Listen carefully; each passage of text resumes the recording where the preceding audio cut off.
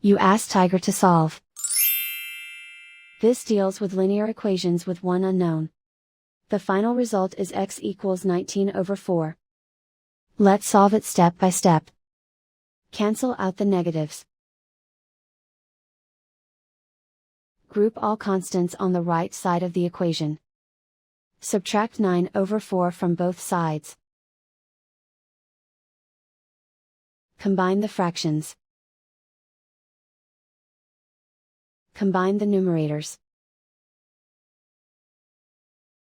Reduce the zero numerator.